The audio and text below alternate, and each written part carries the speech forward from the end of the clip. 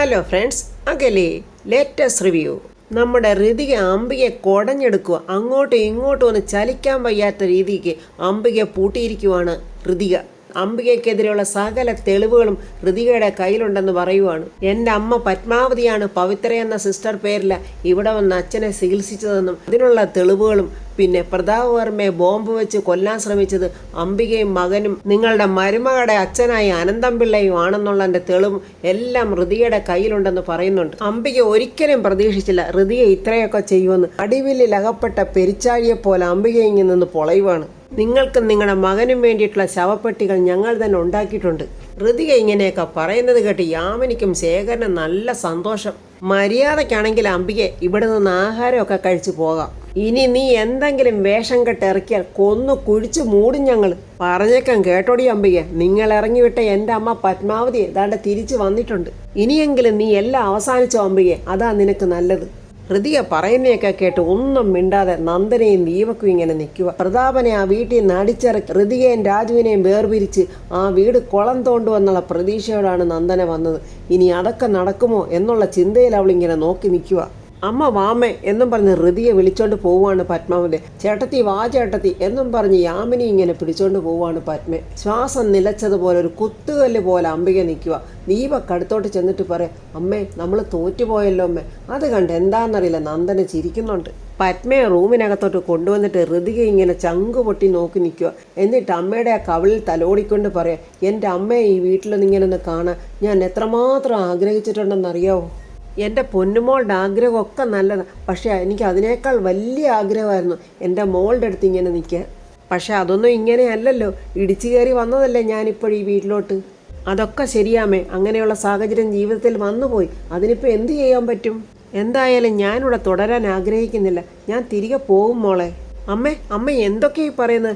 അമ്മ ഇവിടുന്ന് പോകാൻ ഞാനിനി സമ്മതിക്കത്തില്ല. യാമിനി പത്മാവതിക്ക് കൊടുക്കാനുള്ള ഡ്രസ്സുമായിട്ട് അങ്ങോട്ട് വരുക. ചെറിയമ്മേ കണ്ടോ ഈ അമ്മ പറയുന്നത്? എന്താ മോളെ ചേട്ടത്തി പറഞ്ഞത്?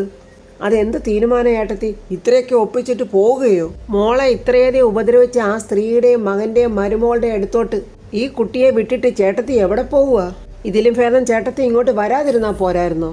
ഇത്രയൊക്കെ എന്നെ വെറുക്കുന്ന ആളായിട്ടും പ്രതാപേട്ടോണ്ട് എനിക്കൊരു പകയോ വൈരാഗ്യമോ ഇല്ല. അദ്ദേഹം എൻ്റെ കുഞ്ഞിൻ്റെ അച്ഛനല്ലേ, ഒരു കളങ്കവും ഇല്ലാത്ത ആളാണ്. പ്രതാപേട്ടൻ ഒരു കളങ്കവും ഇല്ലാത്ത ആളാണെന്ന് ചേട്ടത്തി പറഞ്ഞു സത്യമൊക്കെ. പക്ഷെ കളങ്കം മാത്രമുള്ള ആ സ്ത്രീയുടെ കയ്യിലെ ഒരു കളിപ്പാവ മാത്രമല്ലേ ഈ പ്രതാപേട്ടൻ. അതിന് പ്രതാപേട്ടൻ ആ സ്ത്രീയുടെ ട്രാപ്പിൽ പെട്ടുകിടക്കുമല്ലേ. അമ്മേ, അതിനെന്തിനാ ട്രാപ്പിൽ പെട്ടുകിടക്കുന്നതിനാ ഞങ്ങളുടെ ചോദ്യം. അച്ഛനൊരു ജീനിയസ് അല്ലേ, മിനിസ്റ്ററായിരുന്ന ആളല്ലേ, മനുഷ്യരുടെ സ്വഭാവങ്ങൾ തിരിച്ചറിയാവുന്ന ആളല്ലേ. എന്തിനാ ഇങ്ങനെ അച്ഛൻ മറ്റുള്ളവരുടെ കയ്യിൽ ഒരു കൈപ്പാവയായി മാറുന്നത്? യാമിനി പറയാം, അറ്റ്ലീസ്റ്റ് മറ്റുള്ളവർ പറയുന്നൊന്ന് വിശ്വസിക്കാനെങ്കിലും തയ്യാറാകണ്ടേ. അതൊക്കെ എനിക്കറിയാം, എന്തൊക്കെ പറഞ്ഞാലും ആ മനുഷ്യൻ വേദനിക്കുന്നത് എനിക്ക് സഹിക്കാൻ പറ്റത്തില്ല. അമ്മ ജീവിതകാലം മുഴുവൻ കരഞ്ഞിട്ടും എൻ്റെ അച്ഛനൊരു കനിവോ കരുണയോ അമ്മയോട് തോന്നിയിട്ടില്ല. ആ അംബിക എന്നെ അത്രയ്ക്കധികം അദ്ദേഹത്തിൻ്റെ മുന്നിൽ വെറുപ്പിച്ചിട്ടുണ്ട് മോളെ. എന്നാൽ പത്മയടത്തി ആ വെറുപ്പിച്ചവളോടൊരു പകരം ചോദിക്കലാണിത്. കടിച്ച പാമ്പിനെ കൊണ്ട് തന്നെ വിഷം ഇറപ്പിക്കണം. അമ്മേ, നമ്മളെല്ലാവരും ഒറ്റക്കെട്ടായി നിന്ന അംബികയ്ക്കും മകനും പിന്നെ തെരുവിലേക്ക് ഇറങ്ങേണ്ടി വരും. ചേട്ടത്തി, പ്രതാപേട്ടൻ എല്ലാ സത്യങ്ങളും തിരിച്ചറിയണം. താൻ തെറ്റിദ്ധരിക്കപ്പെട്ടതാണെന്ന് മനസ്സിലാക്കണം. സ്നേഹിച്ച് കല്യാണം കഴിച്ചവളെ ഇത്രയും നാളും അവിശ്വസിച്ചതിന് പ്രതാപേട്ടൻ ചേട്ടത്തിയോട് മാപ്പ് പറയണം. ഇപ്പം തന്നെ അംബികയും മകനും വിറച്ചു നിൽക്കുക. ഇനി ഇവരുടെ പരിപാടികളൊന്നും ഈ വീട്ടിൽ ചെലവാകില്ല.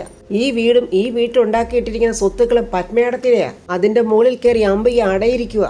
അതുകൊണ്ട് പത്മേടത്തി പോകരുത്, ഇത് ഞങ്ങളുടെ അപേക്ഷയാ. ഈ സമയം പ്രതാപൻ അവൻ്റെ മുറിക്കുള്ളിൽ വന്ന് ഒരു ലക്കും ലഗാനും ഇല്ലാത്തവനെ പോലെ അങ്ങോട്ടും ഇങ്ങോട്ടും എന്തോ ആലോചിച്ചുകൊണ്ട് നടക്കുക. ആ ദുഷ്ട അംബിക അങ്ങോട്ട് കയറി ചെന്നിട്ട്, മോനെ പ്രതാപ, നീ ടെൻഷൻ അടിക്കല്ലേ. ചേച്ചി, ഈ സമയത്ത് ഞാൻ അനുഭവിക്കുന്ന അപമാനവും കഷ്ടതയും എന്തെന്ന് ചേച്ചിക്ക് മനസ്സിലാവുമോ? എടാ പ്രതാപ, ഇത് തൽക്കാലത്തേക്ക് നീ സഹിച്ചേ പറ്റൂ. ഇതൊക്കെ മറികടക്കണ്ടേ. ആ പത്മ ആ മുറിയിൽ കഴിഞ്ഞോട്ടെ, അവളോടെ ജീവിക്കുന്നോണ്ട് നമുക്കെന്താ ഛേദം?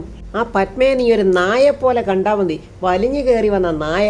പിന്നെ മോനെ പ്രതാപ, ആ ഋതികയുണ്ടല്ലോ, അവളെ ശരിക്കും ഒരു പാഠം പഠിപ്പിക്കണം. അവളും മനസ്സിലാക്കണം അവളുടെ അമ്മയുടെ തനി നിറം. പത്മ നിൽക്കുന്ന വീട്ടിൽ ഞാൻ നിൽക്കില്ല ചേച്ചി, എനിക്കത് അപമാനമല്ലേ. അംബിക വീണ്ടും ഞെട്ടി, ദൈവമേ ഇവൻ വീണ്ടും തെറ്റുവാണല്ലോ. ഇടാ മോനെ, ഒരു അപമാനവും ഇല്ല. ഈ വീടും സ്വത്തുക്കളുവേ നിന്റെയും കൂടി അധ്വാനം കൂടിയാ. നീയും ഞാനും അങ്ങനെയൊന്നും ഇറങ്ങിക്കൊടുക്കേണ്ട കാര്യമില്ല. പിന്നെ ഈ അപമാനം സഹിച്ച് ഇവിടെ ജീവിക്കണമെന്നാണോ ചേച്ചി പറയുന്നേ? ചേച്ചി എന്തൊക്കെയാ പറയുന്നേ? എനിക്ക് മനസ്സിലാകുന്നില്ല. പ്രതാപ കാര്യങ്ങളൊക്കെ കൃത്യമായി മനസ്സിലാകുമ്പോൾ അവളുണ്ടല്ലോ ആ ഋതിക, അവള് തന്നെ പത്മയെ ഇറക്കി വിട്ടോളും. വളർത്തിയവരുടെ വില എന്താണെന്ന് നശിച്ചവൾ മനസ്സിലാക്കാൻ പോവുക. വഞ്ചകിയായി അവളുടെ അമ്മയെ അവൾ ശരിക്കും തിരിച്ചറിയണം. വീണ്ടും പ്രതാപനെ എരികൂട്ടുവാണ് ഈ അംബിക.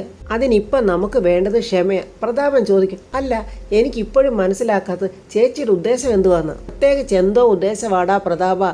ഇനിയെങ്കിലും നിന്റെ തലമണ്ട ഉണർന്നൊന്ന് ചോദിച്ചു നോക്ക്. അവൾക്ക് ആ സ്വത്ത് അടിച്ചു മാറ്റാനുള്ള ട്രിക്സ് അല്ലേന്ന്. എടാ മോനെ, പത്മയെ നീ ലീഗലായിട്ട് ഡിവോഴ്സ് ചെയ്തിട്ടുണ്ടോ? ഇല്ല. അതുകൊണ്ട് എന്താ കുഴപ്പം? അതുകൊണ്ടാ കുഴപ്പം. എടാ മോനെ, ഇതൊക്കെ ചികഞ്ഞു പിടിച്ച് മീഡിയക്കാർ വാർത്തയാക്കും. ഇപ്പോഴിതൊക്കെ വാർത്തയായാലേ നീ പാർട്ടിയുടെ സംസ്ഥാന പ്രസിഡന്റ് അല്ലേ, മുൻ മന്ത്രിയല്ലേ, നിന്റെ സൽപ്പേരിന് തന്നെ അതൊക്കെ കളങ്കമാവും. ആ ചീത്തപ്പേര് കൂടി നിനക്കിപ്പോൾ താങ്ങാൻ പറ്റില്ല.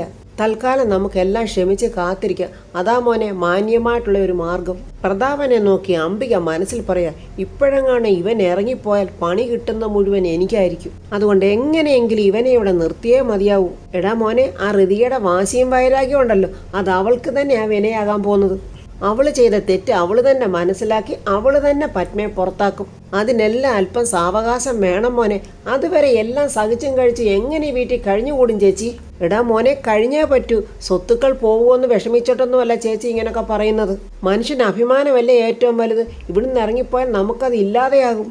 എൻ്റെ മോനെ, നീ മനസ്സ് ശാന്തമാക്കി സ്വസ്ഥമായിട്ട് നിന്റെ മുറിയിൽ തന്നെ ഇരിക്കുക. ഇവൻ്റെ ചങ്കിലോട്ട് കുറച്ച് തീ കൂടെ കോരിയിടണമല്ലോ. എടാ മോനെ, സ്വന്തം മകളല്ലെന്ന് തിരിച്ചറിഞ്ഞിട്ട് പോലും അവളെ സ്വന്തം മകളെപ്പോലെ സ്നേഹിച്ച് വളർത്തിയ നിന്റെ മഹത്വം അവൾ മനസ്സിലാക്കാൻ പോവുക. അവളത് മനസ്സിലാക്കും. തൽക്കാലം ഇവിടെ പിടിച്ചു നിന്നല്ല പറ്റുമെന്ന് മനസ്സിലാക്കിക്കൊണ്ട് അത്രയൊക്കെ അംബിക പറഞ്ഞിട്ടങ്ങ് പോവുക. പത്മാവതി മോളുടെ തലയൊക്കെ തുടച്ചു കൊടുത്ത് തലയിൽ ഇങ്ങനെ ഭസ്മം ഏതാണ്ടൊക്കെ വെച്ചിട്ട്, ഇതെന്താ മോളെ, മുറ്റത്തു നിന്ന് മഴ മൊത്തം നനഞ്ഞ് മുടിയൊക്കെ കണ്ടോ ജട പിടിച്ച പോലെ. അപ്പോൾ അങ്ങോട്ട് രാജുവും യാമിനിയും വരിക. യാമിനി രാജുവിനോട് പറയാം, രാജു, ഇപ്പോഴത്തെ ചില പിള്ളേരൊക്കെ അവസരവാദികളാ. അവർക്ക് അമ്മയെ കിട്ടിക്കഴിഞ്ഞപ്പോൾ പിന്നെ മറ്റാരെയും വേണ്ട, ഭർത്താവിനെ വേണ്ട, ചെറിയമ്മയെ വേണ്ട.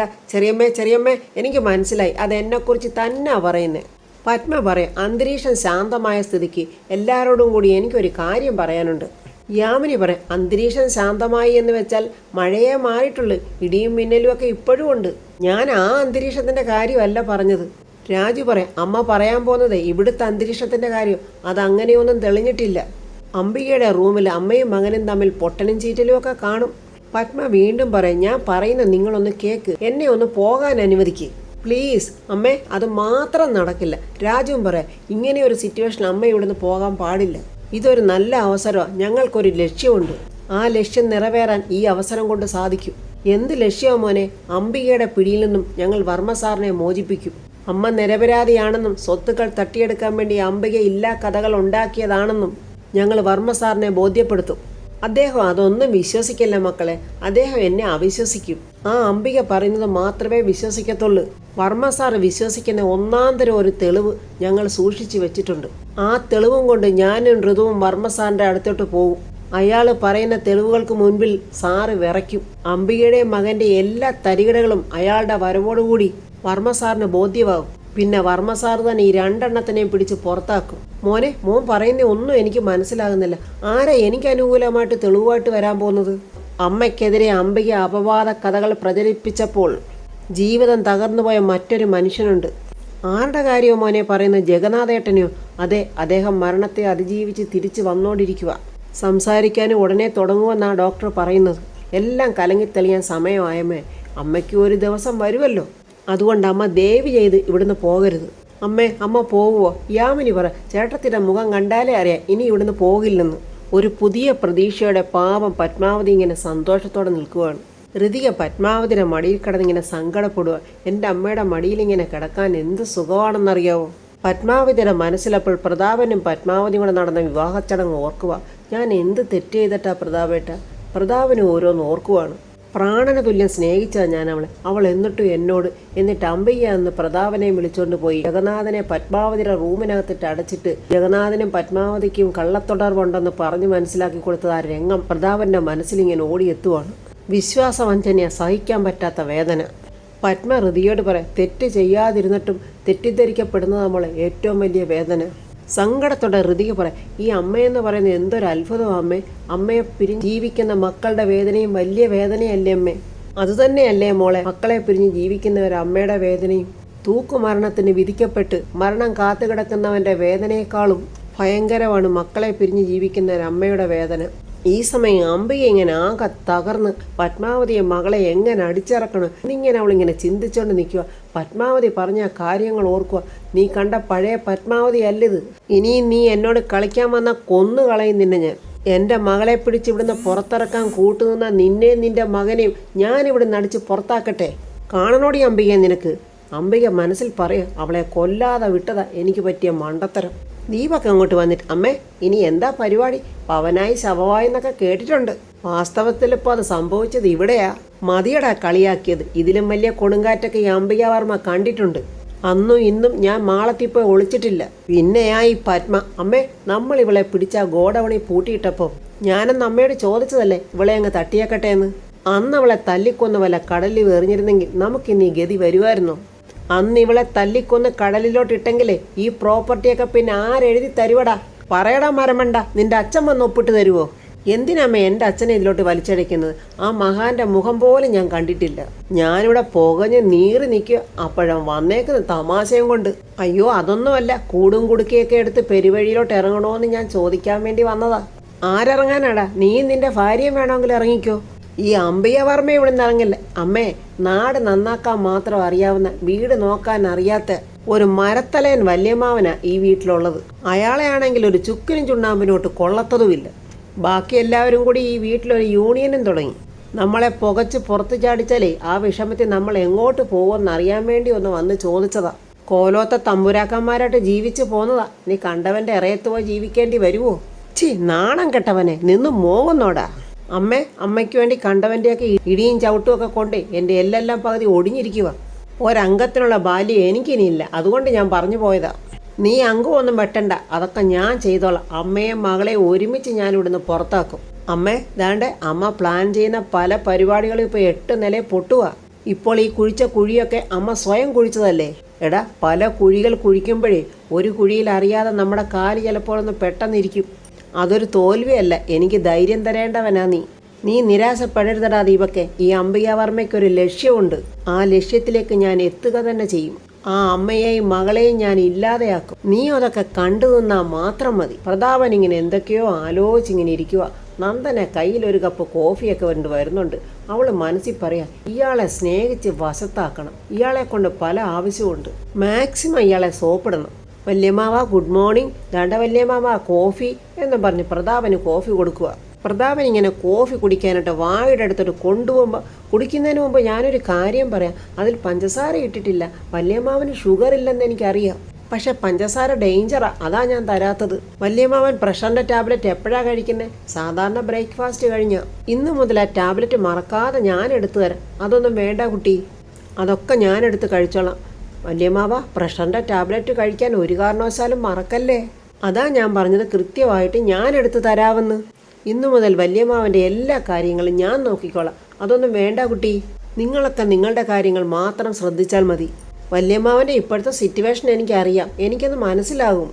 ഈ ടെൻഷൻ്റെയൊക്കെ ഇടയ്ക്ക് പ്രഷറിൻ്റെ ഗുളിക കഴിക്കാതിരുന്നാലേ അതിൻ്റെ ആഫ്റ്റർ എഫക്റ്റ് എന്താണെന്നൊക്കെ അമ്മാവൻ അറിയാവോ? മെൻ്റൽ സ്ട്രെസ് കുറയ്ക്കാൻ നടക്കുന്നത് നല്ലതാ. അല്ലെങ്കിൽ യോഗ. മനസ്സിലേൽക്കുന്ന വിഷമങ്ങളൊന്നും അങ്ങനെ മാറുന്നതല്ല നന്ദനെ. സത്യത്തിൽ ഞാൻ വല്യമ്മാവനെ ആശ്വസിപ്പിക്കാനാ ഇങ്ങനെയൊക്കെ പറയുന്നത്. എന്തോരം ഭീകരമായ സിറ്റുവേഷനിൽ കൂടിയാ വല്യമ്മാവൻ ഇപ്പം കടന്നു പോകുന്നത്. വല്യമ്മാവൻ്റെ സ്ഥാനത്ത് മറ്റാരെങ്കിലും ആയിരുന്നെങ്കിൽ ഇപ്പം സൂയിസൈഡ് ചെയ്യുമായിരുന്നു. ഈ ഋതികയുടെ അമ്മയൊക്കെ ഒരേ സ്വഭാവക്കാരാ. ഇവരുടെയൊക്കെ ഒപ്പം എങ്ങനെ ജീവിക്കാൻ പറ്റും? പ്രതാപൻ ഇങ്ങനെ ഒന്നും മിണ്ടാതിരിക്കുക. അവളിങ്ങനെ ഓട്ടക്കണ്ണിട്ട് നോക്കിയിട്ട്, ഇയാൾ ഞാൻ പറയുന്നതിനെ ഒന്നും എതിർക്കാതിരിക്കുവാണല്ലോ. അതുകൊണ്ട് മാക്സിമം തീ ഇയാളുടെ മനസ്സിലോട്ട് അങ്ങോട്ട് കടത്തിവിടാം. എന്താ വല്യമ്മാവ ഇവർക്കൊക്കെ മനുഷ്യനെ മനസ്സിലാകാതെ പോകുന്നത്? വല്യമ്മാവൻ്റെ ഈ നന്മയുള്ള മനസ്സ് എന്തുകൊണ്ടാണ് അവർ കാണാതെ പോകുന്നത്? അതൊക്കെ ഓരോരുത്തരുടെ തലവിധിയാ നന്ദനെ. വല്യമ്മാവൻ്റെ ശത്രുവായ എൻ്റെ അച്ഛൻ വരെ വല്യമ്മാവനെക്കുറിച്ച് നല്ലത് മാത്രമേ പറഞ്ഞിട്ടുള്ളൂ. ഈ പത്മാവതിയമ്മ വല്യമ്മാവനോട് ചെയ്ത ചതിയും മറ്റുമൊക്കെ അച്ഛൻ എന്നോട് പറഞ്ഞിട്ടുണ്ട്. ഇതൊക്കെ കേട്ടിട്ടും ആ മന്ദബുദ്ധി പ്രതാപൻ ഒന്നും മനസ്സിലായിട്ടില്ല. ഇവള് നല്ല അംബികയ്ക്ക് ഏറ്റ മരുമകൾ തന്നെ. അംബികയെ കടത്തിവെട്ടുന്ന വക്രബുദ്ധിയുള്ള അനന്തംപിള്ളയുടെ മകൾ. ഇനി എന്തൊക്കെയാണ് ആ വീട്ടിൽ കാണിക്കാൻ പോകുന്നത്? അപ്പോൾ ഫ്രണ്ട്സ്, ഇതിനെയെല്ലാം മറികടത്തിക്കൊണ്ട് താണ്ട നമ്മുടെ ഋതികയും പത്മാവതിയും രാജുവും ശേഖരനും യാമിനി ഇവരെല്ലാം ഒറ്റക്കെട്ടായിട്ട് നിന്ന് അംബികയും മകനെയും ആ നന്ദനെ എല്ലാം അവിടെ നടിച്ചിറക്കാനുള്ള സകല തെളിവുകളും പ്രതാപന്റെ മുന്നിൽ നിരത്തും. പ്രതാപൻ തന്നെ ഇവരെയൊക്കെ അടിച്ച് പുറത്തിറക്കും എന്നുള്ള റിവ്യൂ ഒക്കെ ആയിട്ട് നമുക്ക് നാളെ കാണാം. എൻ്റെ ഈ റിവ്യൂ ഇഷ്ടപ്പെട്ടാൽ ലൈക്കും കമൻസും, സബ്സ്ക്രൈബ് ചെയ്യാത്തവർ സബ്സ്ക്രൈബ് ചെയ്യണേ.